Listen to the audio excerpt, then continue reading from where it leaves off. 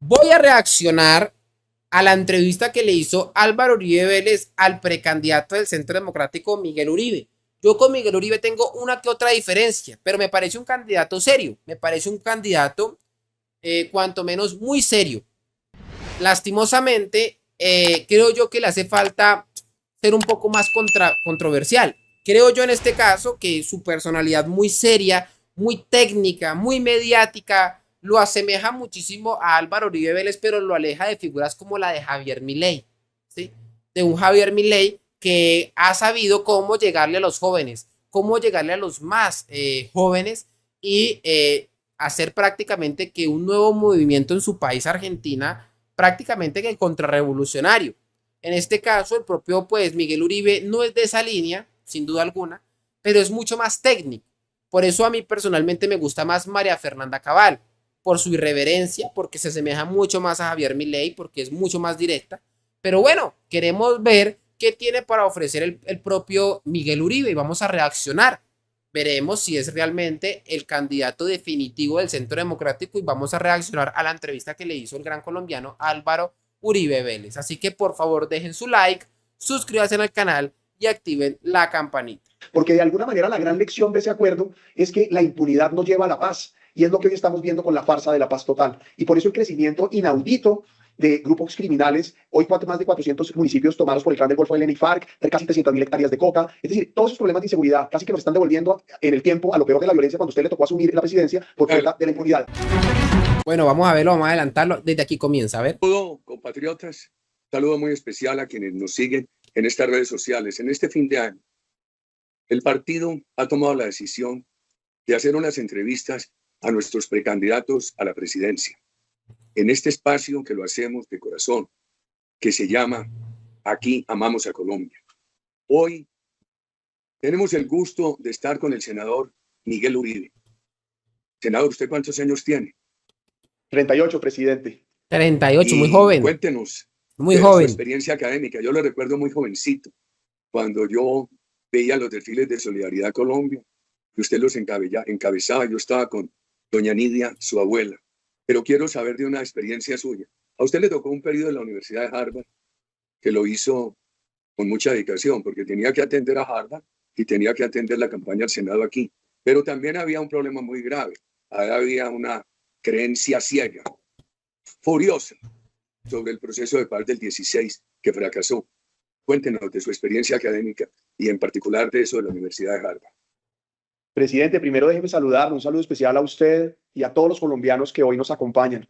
Es un honor poder tener esta conversación junto a usted y poder compartir algo de mi experiencia, mi formación, mi preparación y por supuesto las propuestas para el país. Como usted dice, tuve la oportunidad de estar en Harvard en el año 22, entre el año 21 y el año 22. No lo sabía, imagínese, fue a Harvard. Y eso a una de las mejores universidades del mundo. Se juntó con la campaña al Senado. Pero vuelvo, insisto, un personaje muy técnico, muy serio. La oportunidad de dedicarle el tiempo necesario para la formación académica. Yo vengo de ser abogado de la Universidad de los Andes, después una maestría en políticas públicas y en Harvard culmino con una maestría en administración pública. Lo primero que le tengo que decir es que agradezco la oportunidad de haberme formado en el exterior, una oportunidad que deberían tener todos los colombianos y tenemos que promover que los colombianos puedan salir, formarse y volver a aplicar ese conocimiento. Lo segundo es que en Harvard efectivamente había una noción equivocada sobre el proceso de paz del 2016, pero le tengo que decir, como se lo dije en aquel momento, el reconocimiento a usted y a su gobierno es enorme. Recuerdo la experiencia de un amigo que venía de Libia, en África, que es impresionante. La primera pregunta que me hizo es si yo tenía algo que ver con el presidente Uribe, por mi apellido. Ojo. Es impresionante la recordación, el reconocimiento que tiene usted en Harvard y a nivel internacional. Y eso para mí era un motivo de honor, contar que estaba no solo trabajando con usted, sino además aspirando al Senado por su partido. Pero bueno, fue muy importante para usted tener que atender la campaña del Senado y simultáneamente la carga académica de Harvard. Ajá. Y me imagino que difícil también porque en ese momento allí había un gran apoyo a ese proceso de paz del cual nosotros éramos opositores. Mucho, mucho, porque además, déjeme contarle, esto no lo he dicho mucho, pero todas mis notas, todas mis materias quedaron en A. Es decir, realmente ese fue un gran orgullo, lo celebré. Que veo la votación del Senado también fue en A. Total, así es. Tuvimos la primera votación al Senado y todas las materias en A. Aquí no vamos a hacer comparaciones. Una votación muy alta, una votación muy alta. Muy bien, pero la verdad es que fue un periodo muy emocionante y recuerdo mucho conversaciones con usted. En aquel momento nos compartíamos unos correos electrónicos donde yo le hacía referencia a usted lo que se decía en la universidad sobre el proceso. Y yo aquí tengo que hacer varias anotaciones. Una profesora que usted conoció, que le presenté, la profesora Hong, en su clase de negociación nos presentaba el proceso de paz con las FARC como un caso exitoso de negociación. Y recuerdo en esa clase levantando la mano, contando la realidad de lo que fue ese proceso de paz. Y era impresionante la manera en la que iba cambiando el tono de la clase a medida que íbamos contando. Primero, por primera vez, yo creo que es difícil encontrar un caso en el mundo que pase lo mismo, se desconoció la voluntad popular con el plebiscito, por ejemplo. Y ahí hay una falla de negociación de doble nivel, porque los grupos negociadores negocian entre las partes, pero cada grupo negociador tiene grupos de interés a los que tiene que transmitir de alguna manera esa negociación. En Colombia falló, ese gobierno falló haciendo eso. Segundo, se igualó al grupo terrorista a las Fuerzas Armadas que los derrotaron. Yo decía en aquel momento que eso es como si en los juicios de Nuremberg, presidente, usted estuviera juzgando con el mismo parámetro a las fuerzas de los aliados, con la fuerza de los nazis, con el ejército de los nazis. Pero además, un tema central es que usted en su gobierno logró generar un desequilibrio de poder en donde el gobierno, el Estado colombiano tenía una relevancia mayor que las FARC, obviamente estaban derrotados militarmente, pero el proceso de las FARC, de la negociación, permitió equilibrar ese poder y darle más margen de maniobra a las FARC. Y eso lleva además a que hay un tema central en negociación y es que hay líneas rojas, hay innegociables y mucho más cuando usted tiene de alguna manera una posición dominante y mucho más en estos casos. Y yo les contaba que cómo no iban a haber negociado si para el gobierno de aquel entonces no había innegociables, lo cedieron todo, el narcotráfico, las víctimas, la reparación, la participación política, la impunidad, es decir, cómo no iban a cerrar ese acuerdo. Entonces les terminé diciendo, el éxito del acuerdo no fue haber cerrado el acuerdo, porque eso fue muy fácil al haberlo negociado todo por parte del gobierno, haber entregado todo. El problema son los efectos. Y ya en el 2022, cuando yo estaba estudiando en Harvard, llevábamos 4 años donde se mostraba el crecimiento en aquel momento de los grupos criminales, particularmente disidencias FARC y narcotráfico. Y hoy, pues como usted sabe y todos los colombianos saben, todavía es peor, porque de alguna manera la gran lección de ese acuerdo es que la impunidad no lleva a la paz. Y es lo que hoy estamos viendo con la farsa de la paz total. Y por eso el crecimiento inaudito de grupos criminales, hoy más de 400 municipios tomados por el Clan del Golfo, ELN y FARC, casi 300.000 hectáreas de coca, es decir, todos esos problemas de inseguridad casi que nos están devolviendo en el tiempo a lo peor de la violencia cuando usted le tocó asumir la presidencia por cuenta de la impunidad.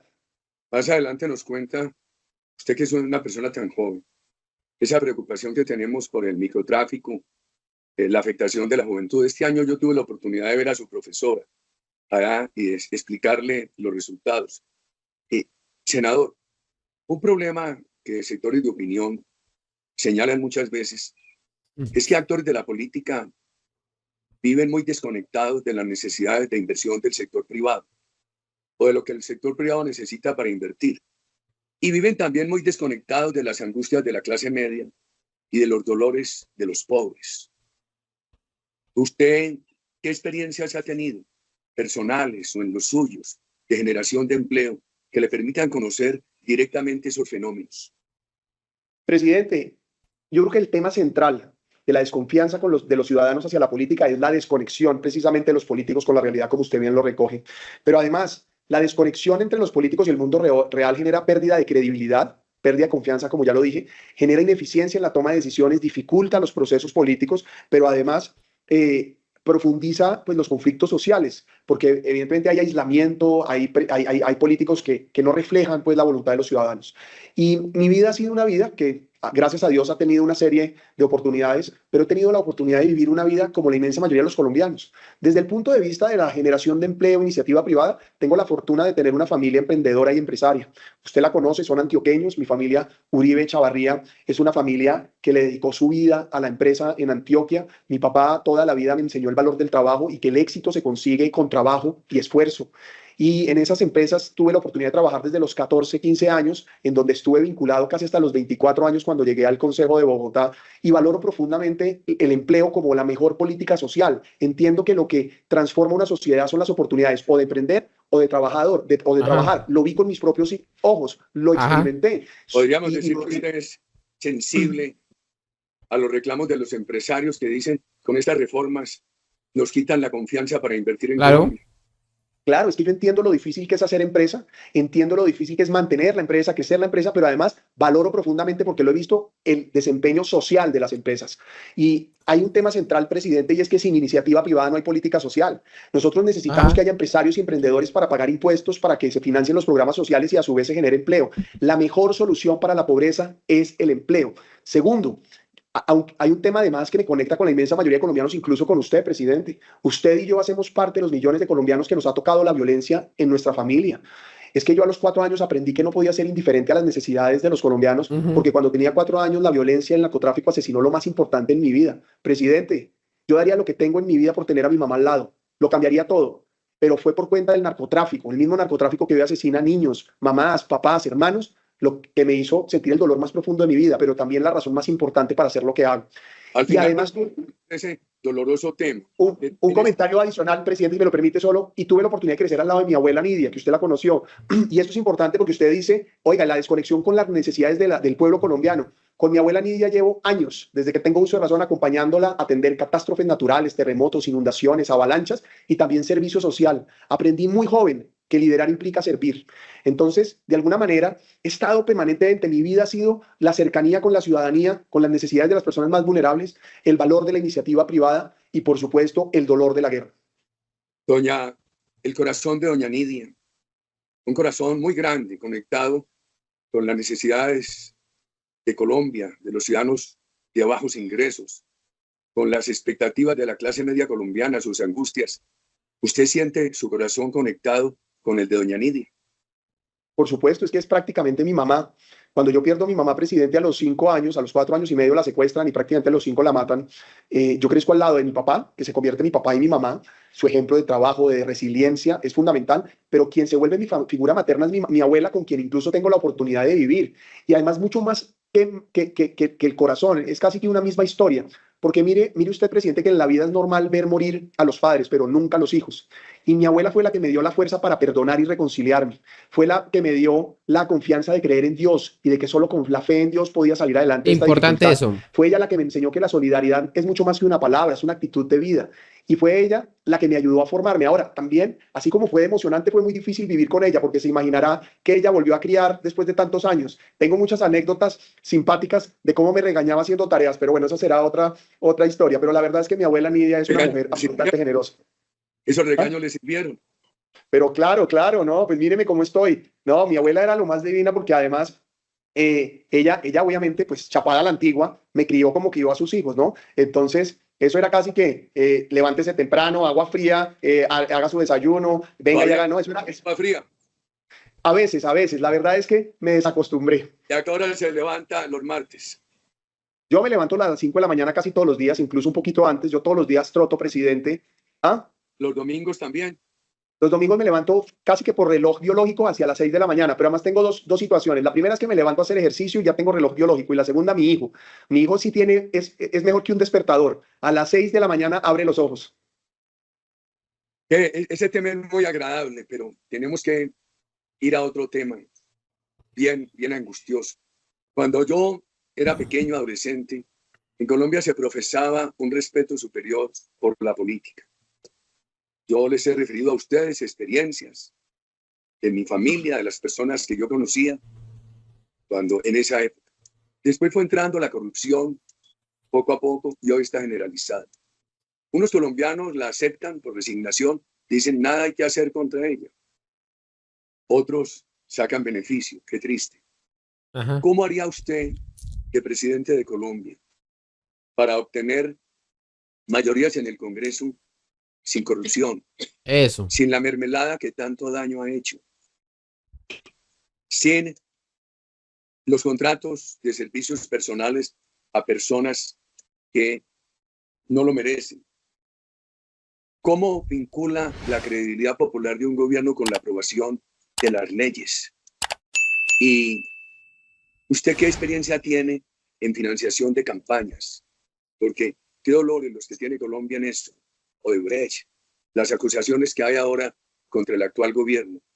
¿Cómo tramitaría usted las leyes, senador, sin mermelada? Presidente, lo primero es que es precisamente, o son precisamente esas prácticas corruptas las que queremos vencer. pero las que hicieron además que yo entrara a la política. Cuando yo comencé en la política hace casi 14 años o 15, acababa de explotar el carrusel de la contratación en Bogotá, en cabeza de Samuel Moreno, y tomé la decisión de ser concejal de Bogotá precisamente porque estoy convencido que uno sí puede ser político y decente. Aprendí en lo más profundo de mi vida a no negociar valores y principios. Usted de pronto lo recuerda, cuando a mi mamá la secuestraron y le exigían para su liberación que mi abuelo presionara para la no extradición, mi mamá escribió una carta, presidente, diciéndole a mi abuelo: papá, como siempre me has enseñado, nunca pondremos los intereses de la familia por encima de los intereses del país. Es decir, prácticamente rechazaron esa extorsión, ese chantaje y la mataron. Conclusión, aprendí que uno no negocia principios, presidente. Así he actuado con absoluta rectitud toda mi vida. Y esa pregunta que usted me hace es determinante porque ya tuve la experiencia. Yo fui secretario de gobierno 3 años en Bogotá, 3 años, además de tener a cargo 3 billones de pesos y no tuve un solo escándalo de corrupción, además de tener más de 2.000 personas a cargo sin ningún escándalo de corrupción. Fui alcalde encargado más de 25 veces en Bogotá, fui encargado de todos los temas de seguridad y convivencia durante meses y derechos humanos, todo el tema de relacionamiento social y convivencia social, y entre todo eso también la relación con el Consejo. Presidente, si mal no recuerdo, aprobamos prácticamente todos menos un proyecto de acuerdo, un acuerdo que presentó el gobierno, es decir, aprobamos todos menos uno, sin un solo escándalo de corrupción, sin escándalos de mermelada, sin escándalos de clientelismo, sin escándalos de corrupción. ¿Y cómo lo hicimos? Primero, dándole reconocimiento a los actores políticos. Es decir, aquí hay un mal entendimiento. Aquí creen que es que esto funciona como una transacción económica. Yo te pido, tú me das, yo te doy, y eso no es así. Esa fue la práctica corrupta de la mermelada, pero la política ha sido construcción de causas, de acuerdos, y aquí lo hicimos, dándole reconocimiento a las iniciativas de los concejales en su momento, incorporándolas en nuestras propuestas, dándole relevancia a lo que ellos representaban, pero además escuchando siempre a los ciudadanos. Y un tema central, nuestro gobierno en Bogotá fue un gobierno eficiente, logramos dar resultados, y no hay nada más que le guste a un político usted fue secretario de gobierno, senador, de ¿cuál alcaldía de Bogotá? ¿Quién era el alcalde? Enrique Peñalosa, presidente. Trabajé con Enrique Peñalosa 3 años, que ha sido... El que para mí, sin duda alguna, fue el mejor alcalde que haya tenido Bogotá. Sin duda alguna, Enrique Peñalosa. Yo que viví en esas épocas en Bogotá, viví en la época de Gustavo Petro en Bogotá y puedo decir sin duda alguna, pero de lejos, el mejor alcalde que ha tenido Bogotá es Enrique Peñalosa. Con todos los lunares que pudo llegar a tener, aún así es 1.000.000 de veces superior al guerrillero Petro. Quien transformó Bogotá ya en 2 oportunidades. Solo en nuestro periodo en el que yo participé dejamos más de 5.000 obras andando, insisto, tuve a cargo 3 billones de pesos en escándalos de corrupción. Es decir, hice parte del equipo que acabó el Bronx, Cinco Huecos, San Bernardo, La Estanzuela, María Paz, las peores ollas que había en esta ciudad. Y eso es importante porque... Usted tiene que sentirse muy orgulloso de haber trabajado con Peñalosa. Claro. Yo creo que Bogotá ha tenido, que yo recuerde, unos alcaldes extraordinarios y no muchos. Fernando Durán, el doctor Jaime Castro, que tramitó el Estatuto de Autonomía de Bogotá, los doctores Mocus y Peñalosa. Pero hay casos de alcaldes... Mocus también de lo peor, ¿no? De lo peor que haya parido Bogotá. Ese sí... que le han hecho mucho daño a Bogotá y se ganan la presidencia de la República o se postulan para la presidencia de la República y el país no se da cuenta de lo que dejaron. ¿Cuál sería el mejor recuerdo que usted tendría de esa alcaldía de Peñalosa? ¿Cuántos años tenía usted cuando asumió esa secretaría de gobierno? 29 años. Lo del tema de los parques también. Si yo hay algo que tengo muy pendiente, el tema de los parques y las bibliotecas en Bogotá. Y la seguridad que mejoró muchísimo en la época de Peñalosa en Bogotá. Después, bueno, con lo que le había dejado el guerrillero Gustavo Petro, ¿no? Con lo que le había dejado el guerrillero Gustavo Petro, Peñalosa hizo maravillas. Lo de la red interconectada de bibliotecas en Bogotá, yo me la gocé, fue de las mejores épocas. Para los que no lo sepan, yo estudié licenciatura en Deporte en la Pedagógica Nacional en Bogotá y me la pasaba en la biblioteca Julio Mario Santo Domingo, allá en la 170 como con Boyacá, y me la pasaba metido en esas bibliotecas y en la biblioteca de Suba, y yo podía, gracias a esas bibliotecas, pues sacar todo lo que necesitaba para la universidad. Pero el tema de la seguridad mejoró muchísimo en la época de Peñalosa, muchísimo. Presidente, fui secretario de gobierno de 29 años, salí de 32 y le insisto, todo lo que hicimos no solamente fue bien reconocido, sino exitoso, porque además a propósito de la edad, presidente, la edad no es un obstáculo, y mucho menos cuando viene acompañada de formación, de preparación y de experiencia. No solo mi historia es mezclar juventud y buen juicio. Correcto, correcto. La fuerza de la juventud con el buen juicio de la experiencia. Y también es buscar aprender, rodearse bien. Una de las cosas que aprendí trabajando con Enrique Peñalosa es la necesidad de tener buenos equipos de alto Claro. rendimiento. Un solo dirigente no hace una transformación, necesita equipos de alto rendimiento. Como presidente voy a tener al mejor equipo, pero además hago una cuña. Yo tengo dos muy buenos mentores, Enrique Peñalosa y a Álvaro Uribe. Es una combinación infalible, presidente. Senador, Dos técnicos, o sea, tanto Álvaro Uribe Vélez como Enrique Peñalosa, dos personajes muy técnicos. Lastimosamente creo yo que para los tiempos que corren se necesitan personajes que sean técnicos, sí, pero que ante todo sean irreverentes, ¿ah? Irreverentes. Por eso es que a mí personalmente me gusta más Abelardo de la Espriella, me gusta más una María Fernanda Cabal, que son personajes mucho más irreverentes, pero de lejos, ¿no? Que lo bien formados y los gran técnicos que puedan ser, digamos, Álvaro Uribe Vélez, Enrique Peñalosa o el propio Miguel Uribe, bajo mi concepto, y esa es mi opinión de reacción aquí a esta entrevista. yo he hecho una simplificación. Es posible que sea incompleta. Una simplificación sobre gobernabilidad. Hay una gobernabilidad que abre caminos de corrupción, finalmente dañina, que desconecta a las instituciones de la opinión pública, que es tener incidencia en un gobierno, en un Congreso, desde el Ejecutivo, por contratos, por mermelada. La otra, porque haya un Congreso respetable y un gobierno tan querido y tan respetado en la opinión pública, que eso incida en la gobernabilidad del Ejecutivo sobre el Congreso. ¿Usted cree que es posible tener un gobierno tan bien recibido, tan bien apoyado, que reciba tanto afecto de la opinión pública, que eso facilite la gobernabilidad sobre el Congreso? Claro, presidente, pero además fue lo que usted vivió. Así gobernó usted. Con el reconocimiento de los ciudadanos, logró usted impulsar las iniciativas en el Congreso. Fue lo que hicimos de alguna manera en la alcaldía, como le contaba como secretario de gobierno, al transformar la ciudad y llegar con tantas obras a sectores que nunca habían recibido esta inversión, los mismos concejales de alguna manera gozaban también del reconocimiento de ser aliados del gobierno en todo ese proceso de transformación. Y eso ayudaba a que ese reconocimiento popular ciudadano impulsara o permitiera tener capital político, si se quiere, para impulsar los acuerdos en el caso de Bogotá con las leyes. ¿El gobierno nacional? ¿Cómo, perdón? ¿Lo ve practicable en el gobierno nacional? Claro, usted ya lo hizo, pero además yo no estoy dispuesto a resignarme a que sea de otra manera, presidente. Es que la razón por la que estamos haciendo esta campaña, la razón por la que quiero ser presidente, es porque creo en un mejor país. Y parte de lo que necesita Colombia es un relevo de esas prácticas mañosas, corruptas, clientelistas que han destruido la confianza de los ciudadanos. Es que no solamente lo veo posible, es que no creo que haya otra manera posible de hacerlo. Fortalecer a las Fuerzas Armadas para el próximo gobierno va a ser difícil, porque seguramente, como vamos, el país en el 26 estará con alto déficit, con alto endeudamiento, la situación de la salud muy grave, está bastante deteriorada, Claro. altos impuestos.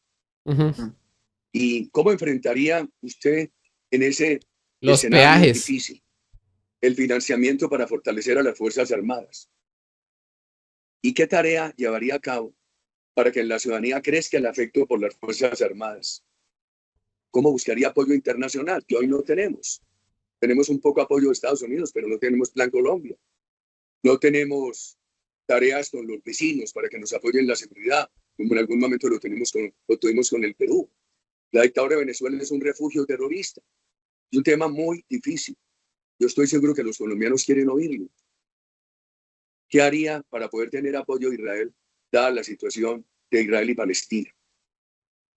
Presidente, en primer lugar, tengo que decirle que crecí en una familia que me enseñó a querer a la fuerza pública, a las Fuerzas Armadas. Aprecio, valoro y agradezco la labor de los soldados y los policías de este país, pero además me duele en el alma la manera en la que este gobierno ha sido indiferente frente a sus asesinatos, a los atentados terroristas que prácticamente todas las semanas dejan policías, jóvenes, hombres y mujeres asesinados, familias incompletas por cuenta de la impunidad. Lo segundo es que mi prioridad va a ser fortalecer la fuerza pública. Yo recuerdo que le pregunté a usted, presidente, una vez entre Montería y Sincelejo, íbamos usted y yo en su carro, y le preguntaba yo que cuál había tal vez sido una de sus grandes aportes a la seguridad, y usted me respondió que fue construir las capacidades, fortalecer las capacidades de la fuerza pública. Es decir, de alguna manera, uno de los grandes éxitos suyos, de sus legados, fue haber dejado un ejército con la capacidad suficiente para derrotar cualquier amenaza criminal. Precisamente esas capacidades son las que hoy están debilitándose por cuenta de las políticas de impunidad que hemos vivido ya desde hace años, que renunciaron a la política de seguridad democrática a largo plazo. Por eso además he dicho que la seguridad democrática tiene que volver incorporando elementos nuevos, adaptándola a la situación actual como una política de largo plazo, y eso me lleva a decir que ahí va el fortalecimiento de la fuerza pública. ¿Qué es? Ojalá vuelva la seguridad democrática de Álvaro Uribe Vélez cuanto antes, ya sea con la mano de Miguel Uribe o de la mano de quien sea, pero necesitamos restablecer la ley en orden en este país. Invertir en soldados y policías, en su movilidad, en sus capacidades, en su entrenamiento, en las diferentes componentes de la fuerza pública y capacidades, inteligencia, investigación criminal en la policía, por ejemplo. Vamos a reincorporar a los mejores hombres y mujeres que este gobierno sacó por persecución sin afectar la carrera de los activos. Voy a promover la incorporación de nuevos soldados regulares, pero además pensando en el futuro de esos muchachos, en donde un año van a prestar el servicio y los últimos 6 meses van a formarse de manera técnica, y le vamos a dar incentivos tributarios a los empresarios para que se promueva la empleabilidad de estos soldados regulares, de tal manera que el ejército no solamente se vea fundamental para recuperar la seguridad, sino además como un mecanismo real, no solo de movilidad social, sino de proyecto de vida exitoso. Y además vamos a invertir particularmente en helicópteros. Usted más que nadie sabe que en la geografía colombiana... Sí. Es muy claro eso. La gran preocupación que yo le transmito y que se la oigo a la ciudadanía, ¿cómo se hace esa inversión en un gobierno que va a encontrar un déficit? Correcto. Ahora sí que vamos a encontrar la olla raspada, ¿no? %, un alto endeudamiento. Además, un gobierno, y como una herencia de un gobierno prácticamente aislado en materia de seguridad de la comunidad internacional, porque Venezuela es un albergue terrorista. El apoyo de los Estados Unidos a la droga se ha reducido mucho. No hay plan Colombia, no está Israel. ¿Cómo haría usted para financiar todo eso que se requiere con ese déficit y con estas circunstancias? Lo primero es que una política de seguridad tiene que ir de la mano de una política de reducción del tamaño burocrático del Estado. De alguna manera, plata Colombia tiene. El problema es que hay derroche y hay corrupción, hay ineficiencia. Entonces, si nosotros tomamos decisiones fiscales apropiadas, liberaremos cupo para invertir en seguridad. Primer punto. Segundo, claro que vamos a trabajar con el gobierno de Estados Unidos. Hay que celebrar que Marco Rubio va a ser el secretario del Estado. Marco Rubio, como usted sabe, tiene de alguna manera un vínculo con Colombia a través de su esposa. Ha seguido de cerca el desempeño de lo que ha sucedido en Venezuela, Cuba, Nicaragua y Colombia. Sabe la amenaza que representa el socialismo del siglo XXI. Y lo de Marco Rubio como secretario de Estado, señores, la mejor noticia, sin duda, ¿no? Pablo, y vamos a trabajar para recuperar, para hacer un nuevo plan Colombia. Mi prioridad desde el primer día que gane las elecciones, con el canciller que vamos a designar, es recuperar el plan Colombia. Incluso, presidente, hace 2 meses o 3 estuve con Mario Díaz Balar, un congresista republicano, presidente de la Comisión de Apropiaciones de la Cámara de Representantes de los Estados Unidos, hablando de este tema, porque desde ya estamos construyendo los vínculos internacionales necesarios para hacerlo. Y frente a Israel, el 7 de agosto vamos a restablecer las relaciones con Israel. El apoyo de Israel en materia de inteligencia, seguridad, contrainteligencia, tecnología, todo el desarrollo de los fusiles Galil y mucho más son centrales. Ahora usted me pregunta qué voy a hacer en el marco de ese conflicto. Yo le tengo que decir, a mí me duele tanto la muerte de una persona del pueblo de Israel como del pueblo de Palestina. Lo cierto es que es evidente que hay que derrotar el terrorismo mundial y desafortunadamente jamás con otro tipo de organizaciones han venido infundando el terror, no solo en el Medio Oriente, sino una práctica que evidentemente en Colombia también hemos vivido.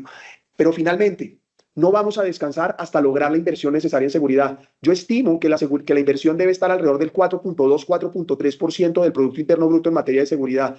Esa inversión constante durante 4 años, creemos nosotros que nos va a dar la oportunidad de restablecer las capacidades del ejército y policía a un nivel similar al que usted las tenía y nos va a permitir contener la criminalidad y retomar las operaciones ofensivas, que además lo hemos hecho de una materia, ya estamos haciendo el plan en qué enclaves productivos industriales de coca y narcotráfico, por ejemplo, intervenir desde el primer día, por ejemplo, retomando el glifosato o la aspersión, con tecnología de punta, drones, goteo de precisión, es decir, donde no hay economías campesinas, poder utilizar este tipo de herramientas. Hemos propuesto ya cómo enfocarnos en los pequeños productores con políticas de sustitución, pero además, los enclaves que usted ya conoce muy bien, las rutas de narcotráfico, pues son las zonas donde nosotros tenemos que entrar a intervenir, entre Putumayo, Nariño, Cauca, el sur de Bolívar, el Bajo Cauca antioqueño, el Catatumbo, y hoy sabemos dónde hay que estar. El problema es que el gobierno actual tiene amarrado de manos y pies a nuestra fuerza pública. Es una realidad. Que habrá que pensar.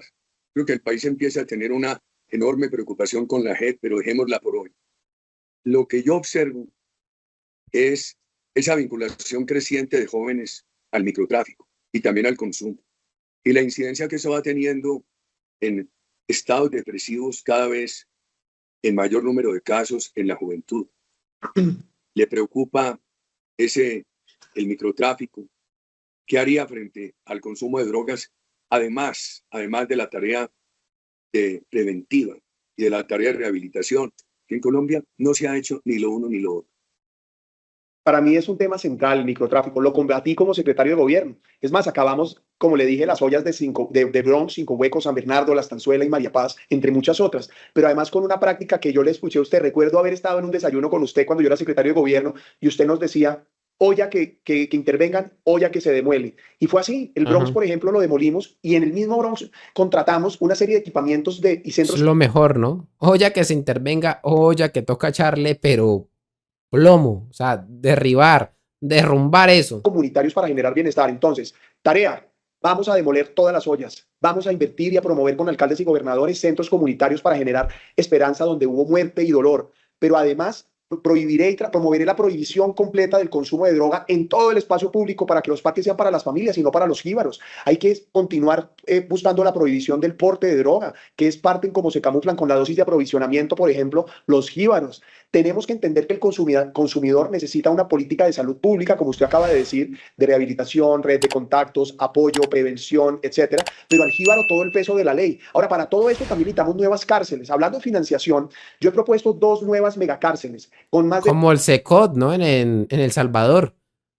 Mandada a construir por el gran patriota Nayib Bukele. 10.000 cupos cada una, de máxima seguridad, de alta capacidad, que valen 1.1 billones de pesos. ¿Sabe de dónde vamos a sacar eso, presidente? De solo el primer año, de lo que nos vamos a ahorrar del clientelismo, burocracia y funcionamiento del absurdo Ministerio de Igualdad. La plata de los amigos de Francia Márquez va a ser para financiar cárceles y, por supuesto, para meter a todos estos jíbaros y extorsionistas allá. Senador, aquí hay un tema bien preocupante. Por fortuna, usted y la bancada del Centro Democrático han votado no a la legalización del consumo recreativo de la droga. Como Hay que debe decirle a ser. los colombianos que la legislación de droga en Colombia es razonable. Aquí no se mete a la cárcel al consumidor ni al cultivador. Desde los años 60, Colombia, como signataria de un convenio de Naciones Unidas, permite el uso medicinal, científico de la droga. En buena hora, ustedes no han querido que se dé el paso y han sido una talanquera en el Congreso porque allí han presionado mucho dar el paso a la legalización absoluta de la droga cuando vemos todos estos problemas en la juventud. ¿Usted se siente tranquilo con ese voto en el Congreso? Claro, presidente, pero no solo tranquilo, orgulloso. Y celebré profundamente que Colombia no avanzó con la legalización por completo de la marihuana, que solo es la puerta de Espectacular. entrada a otras drogas. Pero además hay un concepto fundamental. Una sociedad ideal es una sociedad en la que no se consume droga. No hay nada más que coarte, acabe la libertad, que la droga. Un consumidor no es dueño de sus propios actos, pierde su proyecto de vida, se desvía por completo de su camino. Y lo cierto es que legalizar la droga no soluciona ni el problema de conflicto ni el problema económico. Eso es carreta. Y además trae unas nuevas preocupaciones internacionales. Señor. Qué bueno ese voto. Yo vivo muy reconocido los congresistas que con su voto han evitado esa legalización total. Hay una noticia reciente. La desconfianza de inversión muestra que la inversión privada ha venido decayendo en Colombia y la inversión total, que debería estar entre el 28 y el 30%, está en el 17%. Eso puede hacer un gran daño en el mediano y largo plazo. Hoy no se nota, porque vienen bajando las tasas de interés. El país va a vender este año más de 800.000 motos. La cosecha de café le da al país alrededor de 12 billones de pesos. Ese es un dinero que se mueve en el consumo. 12.000 millones de dólares de remesas, más o menos 56 billones. Aquí hay 2 economías. Una economía por estas bonanzas, como la bonanza del oro, y la otra economía al mediano plazo en caída, en picada. ¿Usted cómo reconstruiría la confianza del sector privado para invertir en Colombia? ¿Y qué haría en la educación para promover una educación que le permita a los jóvenes trabajar y emprender? ¿Y cómo buscaría para ellos recursos de emprendimiento? Presidente, para que haya inversión debe haber confianza. Y para que haya confianza tiene que haber seguridad. Seguridad física, de la que ya hablamos, orden público, seguridad jurídica, reglas de juego claras y seguridad política, estabilidad institucional. Esa seguridad es la que genera confianza, confianza que permite que haya inversión. Colombia y el mundo necesita solo pequeñas señales para que vuelvan a invertir en el país. Este país en materia de seguridad va a estar muy parecido en el 2026 al que usted recibió en el 2022, pero vamos a tener un tejido productivo mucho mayor. Una diferencia que tengo que ser yo muy cuidadoso. Mi antecesor, el presidente Pastrana, era un hombre pro empresa privada. Correcto. Y Plan Colombia, ¿no? Tenía usted el Plan Colombia. Va a encontrar un legado y un gobierno hostil a la empresa privada. Perdóneme esa interrupción, pero me sentía en la obligación patriótica de hacerle ese reconocimiento al presidente Pastrana. Claro, pero una gran diferencia entre el 2002 y 2026, además de un presidente que persigue la iniciativa privada, es que sí hay un tejido productivo mucho más grande que el que había en el 2002. Es decir, producto de su política de seguridad democrática, de confianza inversionista, lo que sí generó es que creció el tejido productivo en Colombia. ¿Por qué hago esa mención? Porque con seguridad física, seguridad política y seguridad jurídica va a haber señales de confianza que van a detonar ese sector productivo. Segundo, vamos a mover las palancas de los sectores que atraen inversión rápidamente. Sector de hidrocarburos, por ejemplo, es un sector que está listo para invertir. Hace 10 años, cuando usted salía de la presidencia, se exploraban en promedio entre 120 y 130 pozos al año. Hoy hay una exploración entre 14 y 19 pozos al año. Si nosotros detonamos la exploración de hidrocarburos, vamos a tener una posibilidad enorme de atraer inversión. ¿Sabe usted que la inversión que mueve este sector es gigantesca? Segundo, la palanca de la construcción. Este es un partido que ha defendido la construcción de vivienda. A pesar de todos estos daños que ha hecho este gobierno, seguimos insistiendo en que es en la construcción donde podemos tener un país de propietarios y un sector que en cadena productiva. Pues Petro acabó con mi casa ya, ¿no? A más de 34 sectores productivos. Vamos a dinamizar la construcción, generando estabilidad, bajando el costo del suelo, promoviendo la renovación urbana, trabajando en el ordenamiento territorial, dando los subsidios necesarios, volviendo a los subsidios de mi casa ya y de la tasa FESH, es decir, de la tasa de interés. Tercera palanca, infraestructura. Y hay que pensar que no todo esto es gasto público, esto también es modelos de alianzas público-privadas bien reconocidos y evaluados en el mundo entero. Entonces, esas palancas van a ser centrales. Y vamos a buscar esquemas, por ejemplo, de contratos de estabilidad. Cuando al mismo tiempo habrá que bajar impuestos. Claro, contratos de estabilidad y mayor competitividad tributaria. No solamente bajar impuestos, sino lo que vamos a buscar es que haya un estímulo para aumentar la torta. Aquí hay una mala concepción, y es que quienes hoy gobiernan lo que están haciendo es empobreciendo al país. ¿Por qué el comunismo y el socialismo no funcionan? Porque para que funcionen tiene que haber riqueza, pero al mismo tiempo destruyen riqueza. Entonces eso es lo que lleva al fracaso absoluto de las prácticas que hoy gobiernan. Y porque necesita la gente miserable para que le sigan votando. Nosotros tenemos que aumentar el crecimiento económico y un mensaje frente a la inversión, presidente. Hoy está en el 17%, pero además está 15% menos que en la etapa de prepandemia del 2019. Es decir, el hueco que está generando este gobierno para el crecimiento futuro, casi que a mediano y a largo plazo, es enorme. Entonces hay que estimular la inversión, que ha caído dramáticamente y que no se ve, como usted dice, por la bonanza cafetera, por las remesas que hoy vienen, ¿no? Más de 6.800 millones de dólares. Del Banco Central que se completará esa cifra antes del trimestre. Imagínese, remesas y la economía ilegal del narcotráfico. Entonces no se siente todavía. El oro, senador. El costo, sí, la onza Troy. Oro entre 2.700 y 3.000 dólares la onza Troy, con un componente legal y un componente ilegal. Por supuesto. Pero, aquí estas bonanzas tienen un tema que le están tapando al gobierno la realidad negativa que el gobierno ha creado. Segundo, parte de estas bonanzas son legales. ¿Cómo se va a poner uno a las remesas, a la bonanza cafetera? Pero el tema de la minería ilegal y el narcotráfico, muy grave. Pero usted se metió ya en un tema muy importante, que es el tema energético. Nos dijo qué piensa hacer en eso. ¿Qué ha pensado? El país tiene el riesgo de un apagón.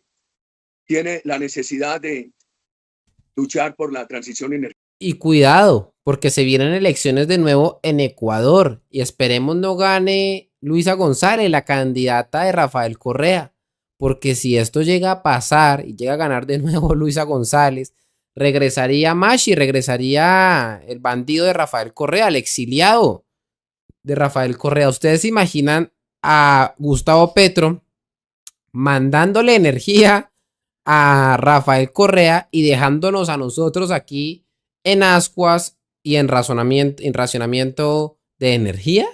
¿Se imaginan esto? O sea, muy grave, pendientes porque ya las elecciones de Ecuador están a la vuelta de la esquina y al parecer se está fortaleciendo el correísmo en ese país.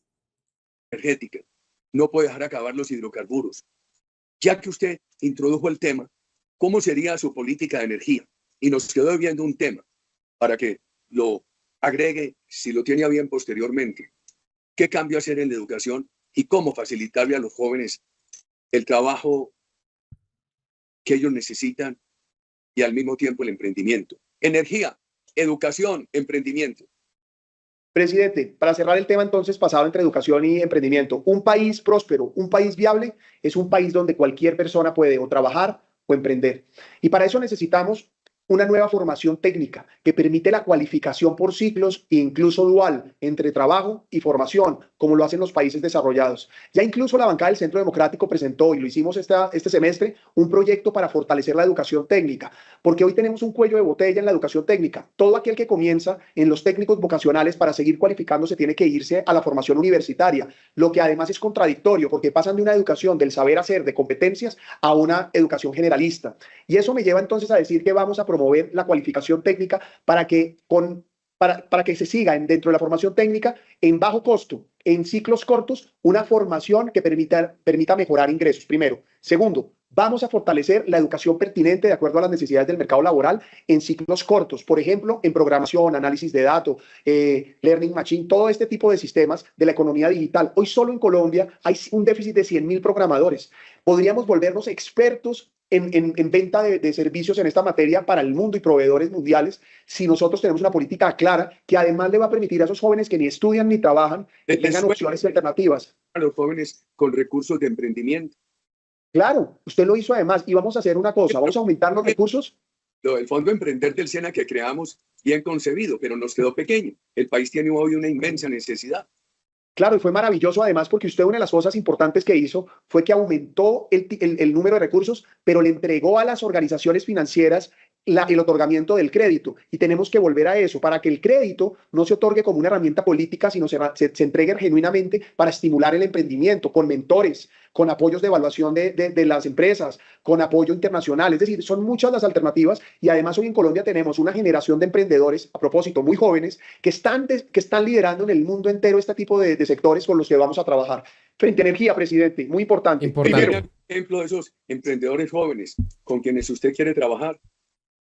Bueno, no, tenemos el creador del banco más importante de Latinoamérica prácticamente, que es Nu, que es David Vélez, Simón Borrero y todo lo que implica Rappi, Mauricio Hoyos, que tiene una serie de emprendimientos. Son personas que están revolucionando. Bueno, pero necesitamos trabajar no solamente con los grandes empresarios, porque esos que mencionó, gente muy poderosa, ya gente que, bueno, ¿qué más ayuda? Si esa gente ya está en la cúspide de la empresarialidad, nosotros, bueno, hay muchos empresarios que todavía están comenzando. Somos los pequeños empresarios los que necesitamos tener la posibilidad de seguir creciendo.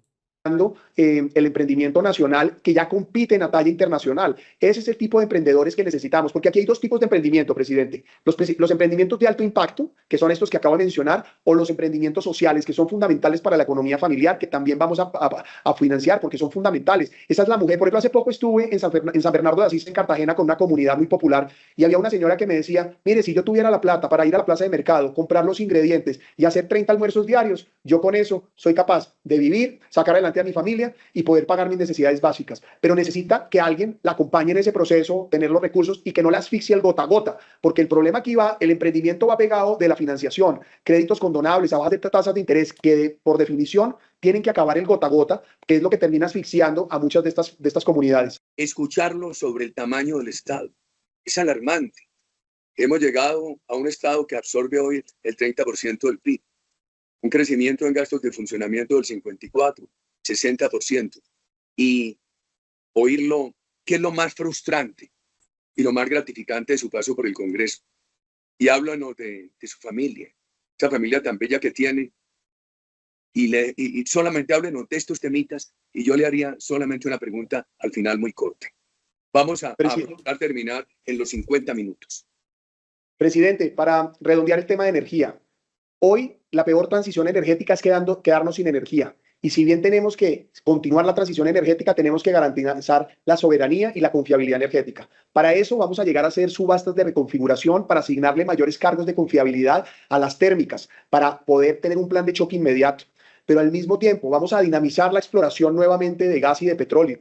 Hoy, por ejemplo, en la cuenca de Cesar, del Valle Inferior de Magdalena, entre otros. Pero además, vamos a apostarle a sacar rápido los proyectos que están atascados en La Guajira porque no se ha podido construir la línea colectora. Yo mismo me voy a personar de las consultas previas, que además de hacer una modificación para facilitarlas y de los licenciamientos ambientales que tienen que ser mucho más expeditos, vamos a sacar las consultas previas que hoy están deteniendo esa entrada de casi 3.3 gigabytes.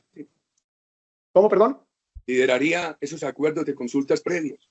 Claro, le voy a decir que cuando estuve en Bogotá, teníamos una consulta previa en el sector del Edén en Bosa, que duró 12 años. Samuel Moreno, Lucho Garzón y Petro, y no pudieron sacarla. Y yo era el encargado de la consulta previa. Yo mismo delegué el equipo y estuve presente, y en casi un año sacamos una consulta previa que en 12 años no la pudieron hacer, porque es que es fundamental ese trabajo. Pero además termino rápido el tema de energía. Vamos a hacer rápidamente el proyecto Sirius, conectándolo con Chuchupa para evitar las consultas previas de conexión del sistema y del cruce de playa. Vamos a apostarle, por ejemplo, a la reconversión del oleoducto de Colombia entre Medellín y Bosconia para poder garantizar la redundancia en esta materia de gas. Bueno, es decir, son muchos los proyectos concretos, obviamente fortaleciendo la minería legal, atacando la ilegal, fortaleciendo los hidrocarburos, Ecopetrol, sacar a todos estos bandidos, retomar los negocios con Oxy, por ejemplo, fundamentales en el Permian, y volver a... ¿Cómo reduciría el tamaño del Estado?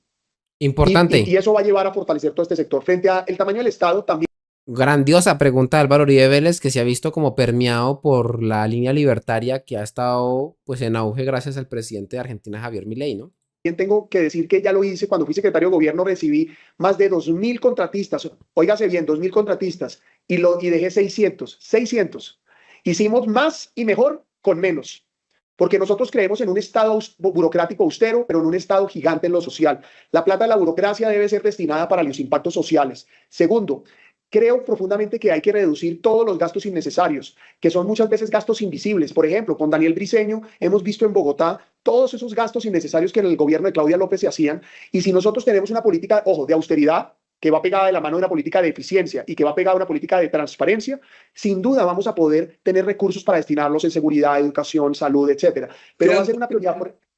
2-3 minuticos. ¿Qué es lo más gratificante y lo más frustrante de su experiencia parlamentaria? Ayúdeme, muy breve, porque le he preguntado mucho, el tiempo es corto y quiero enseguida los 2 temitas finales. Lo más gratificante, hacer parte del Centro Democrático. El Centro Democrático es el único partido que arrancó sin dudas en la oposición a este gobierno. Hemos sido absolutamente coherentes y metódicos en una oposición que lo que pretende es evitar el daño de Gustavo Petro, pero construir un mejor país. Lo más frustrante, ver la corrupción. Es asqueante, indignante la manera en la que se negocian los recursos públicos para comprar apoyos en favor a este gobierno. Y por supuesto, genera impotencia ver cómo algunos aliados del gobierno, a pesar del daño que saben que están haciendo, acompañan unas iniciativas de Gustavo Petro fundamentadas en caprichos ideológicos y en la lucha de clases. Su niño y sus niñas le dan una alegría que en alguna forma le sirve para disipar la tristeza de la pérdida de su mamá. Por supuesto, presidente, son mi mayor fuerza al día de hoy, pero además mi mayor compromiso es dejarles un mejor país y construir para vivir hoy de manera tranquila. Yo, como usted sabe, estoy casado con María Claudia, que es mi compañera incondicional, es mi esposa, mi amiga, pero además cuando me casé con ella ya tenía 3 niñas, que hoy tienen 22, 20 y 16, yo las conocí de 9, 7 y 3, y hoy tenemos un niño de 4 años. Yo llego a mi casa todos los días a mirarlos a los ojos, absolutamente orgulloso de lo que hago, pero además con la claridad de que lo he hecho pensando no solo en ellos, sino en todos los niños de Colombia que hoy desafortunadamente son a los que se les está robando el futuro. Y no solamente, usted más que nadie lo sabe, la pérdida de mi mamá nunca la voy a poder olvidar, pero sin duda sí ayuda a llenar ese espacio, no solamente mi familia actual, sino además seguir con el compromiso que mi mamá me enseñó, la lucha por un mejor Colombia. Usted separa el dolor de la rabia, del odio y de la venganza. Por supuesto, presidente. Como lo dije más adelante, yo aprendí a perdonar.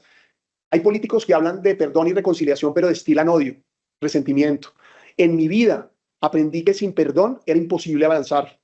El odio solo le hace daño al que lo siente. Y gracias al ejemplo de mi abuela, logré perdonar, reconciliarme, y es lo que me da fuerza para avanzar. Y es importante la distinción que usted hace, porque haber vivido lo que yo viví me hace tener una causa de vida de un país sin violencia. Para mí la seguridad es una causa, no un discurso. Aprendí en lo más profundo de mi ser que solo un país seguro es un país viable. Senador, muchas gracias. Para usted y para todos los suyos, feliz Navidad y feliz año. Presidente, a usted, a su esposa Lina, a todos sus hijos y a sus nietos, feliz Navidad y gracias a usted por este tiempo y esta generosidad. A todos los colombianos, feliz Navidad y feliz año. Bueno, Muchas espectacular. gracias. Espectacular esta entrevista. A toda la gente que está conectada, por favor, dejen su like, suscríbanse al canal, activen la campanita. Y bueno, señores, gracias. Recuerden que si quieren apoyar económicamente este canal, lo pueden hacer a través de Nequi, David Plata. Y en pantalla pueden ver mi número. Cualquier ayuda, por pequeña que sea, me permite seguir dando la batalla. No siendo más, señores, se cuidan y que Dios salve a Colombia. Nos vemos a las 9 de la noche en este canal para hablar de Abelardo de la Espriella.